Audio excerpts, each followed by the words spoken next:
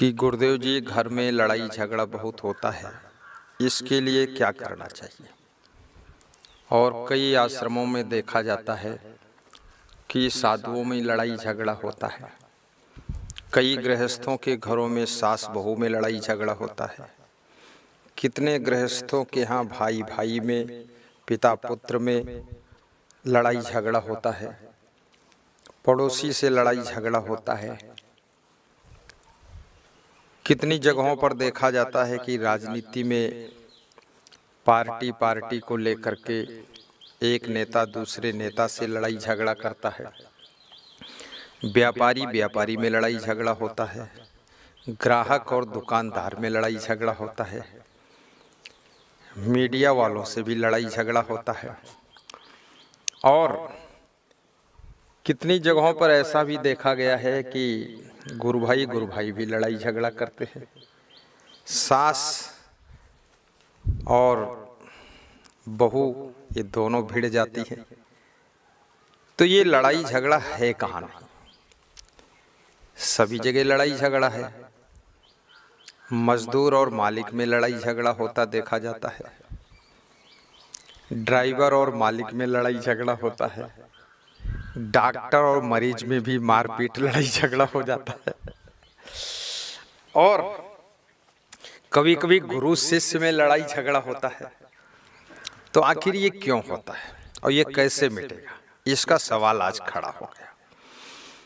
क्योंकि मैंने देखा है ऐसी कोई जगह नहीं जहां लड़ाई झगड़ा ना हो, लेकिन कुछ ऐसी जगह हैं जहां लड़ाई झगड़ा नहीं भी है।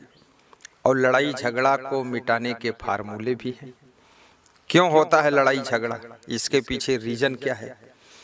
इसके पीछे रीजन है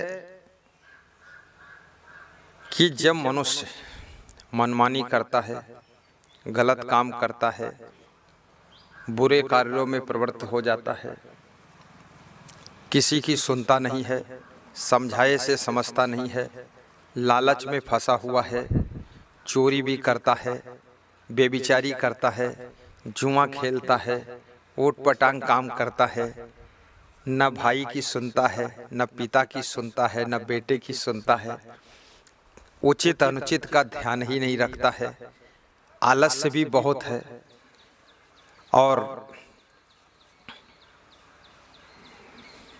अहंकार चरम सीमा पर चढ़ा हुआ है। इसलिए लड़ाई झगड़ा होता है।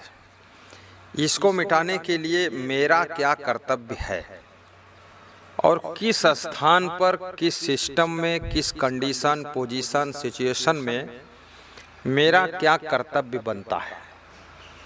लोग प्रायः ये सोचते हैं मेरा अधिकार है, ये मेरा हक है, मुझे ऐसा देना चाहिए, मेरे लिए ऐसा करो। अधिकार के लिए जहाँ लोग सोचते हैं वहाँ लड़ाई झगड़ा जरूर होगा। जहाँ लोग लालच करेंगे वहाँ भी लड़ाई झगड़ा जरूर होगा। जहाँ पर लोगों के अंदर सहनशीलता नहीं है, लड़ाई झगड़ा खूब होगा। लोग जहाँ घर ही में चोरी कर रहे हैं, आश्रम में भी चोरी कर रहे हैं, वहाँ लड़ाई झगड़ा होगा। जिनके आचरण सही नहीं है, बेविचारी टाइप के हैं, कुकर्मी है, दुष्कर्मी है, उनके घर में, उनके आश्रम में लड़ाई झगड़ा खूब होगा। जो लोग अपने कर्तव्य को याद करते हैं कि मेरा धर्म क्या है और मैं क्या हूँ, मुझे क्या करना चाहिए।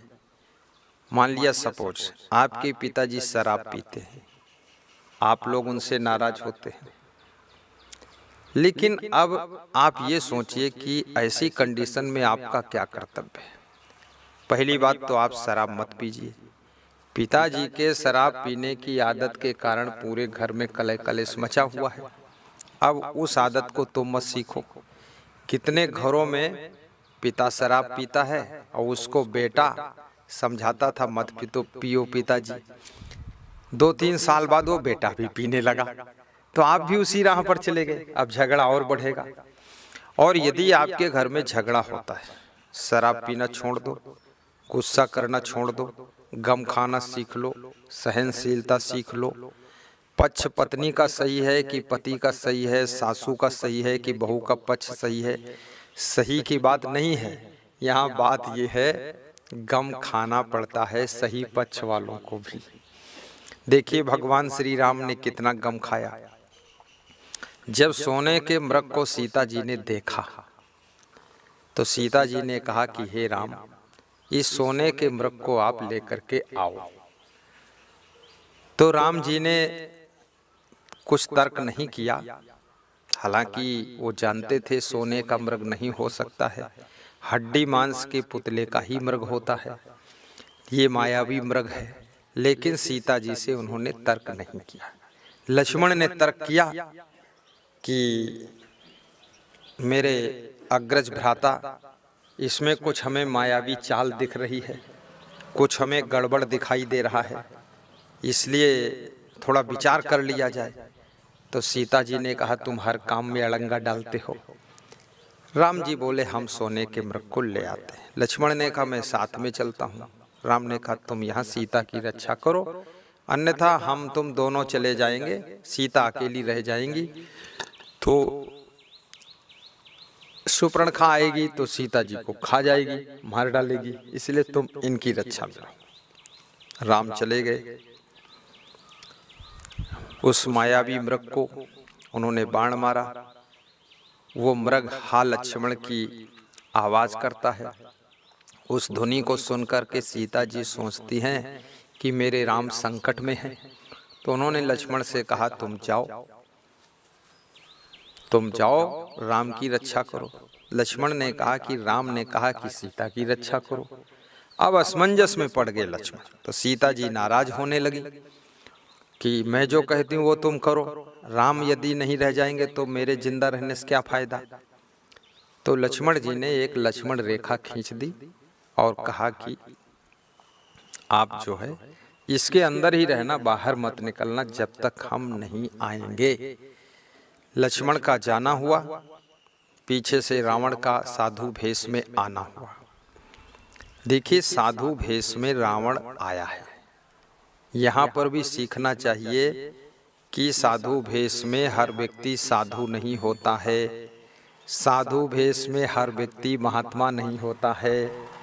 दाढ़ी बढ़ाने वाला, जटा रखने वाला, मुंडन कराने वाला, बहुत पगड़ी अच्छी बांधने वाला, चमकीले कपड़े पहनने वाला, गले में खूब माला डालने वाला और तिलक लगा करके खूब माथा पोतने वाला, ये हर व्यक्ति साधु नहीं होता है। लाल पीले कपड़े पहन करके, काले कपड़े पहन करके, एक अद्भुत वेशभूषा बना करके व्हाइट कपड़े पहनने वाला, ये साधु नहीं होता है। कपड़ा कोई पहन सकता है, लेकिन कपड़ा बदलना आसान है, लफड़ा बदलना कठिन है।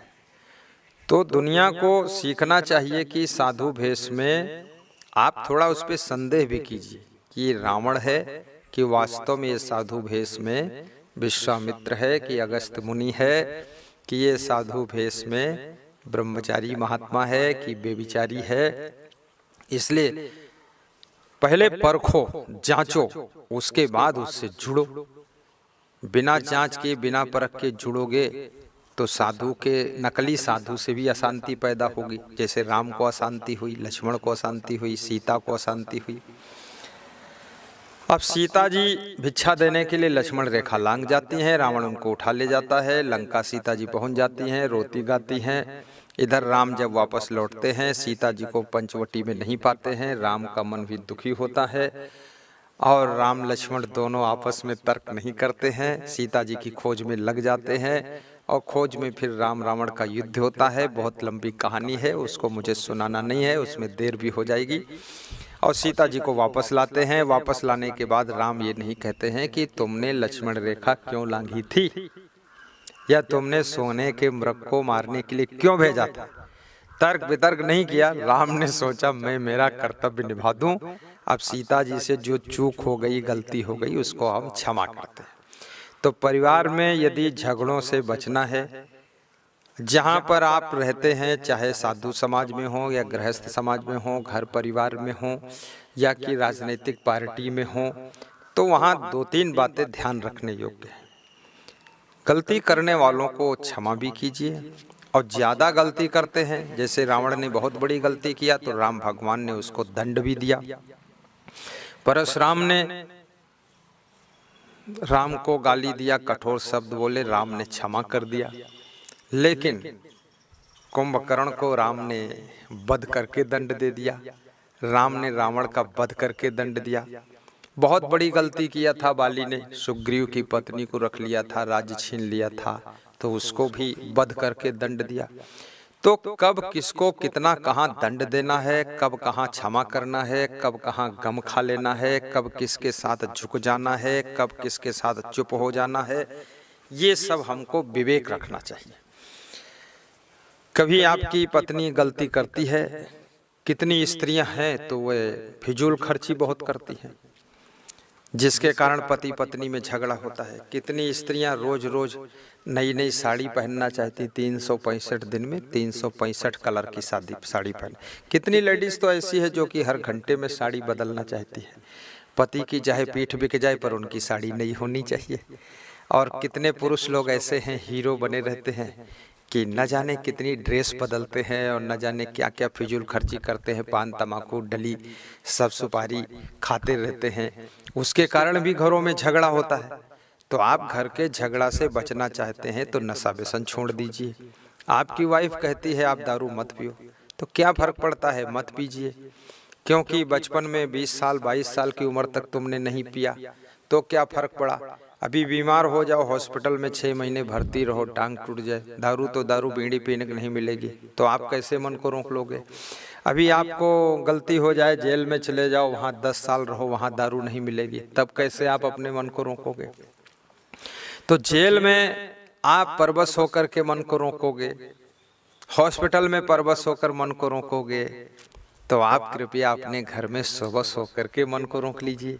दारू छोड़ दीजिए, घर का कलेश मिट जाएगा। व्यभिचार मत कीजिए। जब पत्नी को संदेह होता मेरा पति कोई दूसरी औरत के साथ संबंध रखता है, तब उसको दुख होता है और फिर उसके कारण उसे गुस्सा आती है और तुम्हारे से प्रेम उसका घट जाता है, फिर लड़ाई शुरू होती है। तो कृपया दूसरे की स्त्री से या दूसरे के पुरुष से संबंध मत रखिए। भाई आपने शादी किया, शादी का मतलब है विश्वास, तो विश्वास का मतलब है धोखा मत दीजिए। और धोखा न देने का मतलब है कि जिसको पति माना है पति जैसा व्यवहार उसी के साथ कीजिए, जिसको पत्नी माना पत्नी जैसा व्यवहार उसी के साथ कीजिए। बाकी जो स्त्रियां हैं, बाकी जो पुरुष हैं, उनके साथ में पवित्र मन रखिए। आपके घर में लड़ाई झगड़ा बंद होगा। आलस्य मत कीजिए, काम भी कीजिए। काम नहीं करोगे घर में गरीबी आ जाएगी, गरीबी आ जाएगी समस्या खड़ी हो जाएगी, फिर निर्वाह की समस्या खड़ी होगी, आवश्यक सामान की आपूर्ति नहीं हो पाएगी, तो घर में फिर लड़ाई झगड़ा शुरू होगा। इसलिए मेहनत भी करना चाहिए। और मेहनत ना करने से शरीर बीमार भी हो जाता है, क्योंकि शरीर परिश्रम चाहता है। संतोष भी रखना चाहिए। कितने घरों में छोटी छोटी बातों को लेकर झगड़ा होता है कि उसने दूध ज़्यादा पी लिया, उसने घी ज़्यादा खा लिया, हमको दूध नहीं मिला, हमको अच्छा बिछौना नहीं मिला, उसको अच्छा कमरा मिल गया, हमको। धीरे धीरे सबको मिल जाएगा। संतोष रखिए, गम खाइए, सबकी व्यवस्था हो जाएगी। और एकता संगठन में रहिए और डट के मेहनत करिए। अपने घर में किसी को जो ज़्यादा बुद्धिमान है, ज़्यादा डायरेक्शन देता है, अच्छे डिसीजन लेता है, उसको डायरेक्टर मान लीजिए, मार्गदर्शक मान लीजिए, उसको मास्टर माइंड चुन लीजिए, अपने घर का मुखिया मान लीजिए, आश्रम का मुखिया मान लीजिए, उसकी बात को मानिए। वो कह दे सब लोग चुप रहो तो चुप रहिए, वो कहे शांत रहो शांत रहिए, वो कहे कि बस आज ये काम होना तो उस काम में जुट जाइए। क्योंकि बिना स्टीयरिंग के गाड़ी भी नहीं चलती है। तो आप घर में किसी को स्टीयरिंग नहीं बनाओगे तो गाड़ी नहीं चलेगी।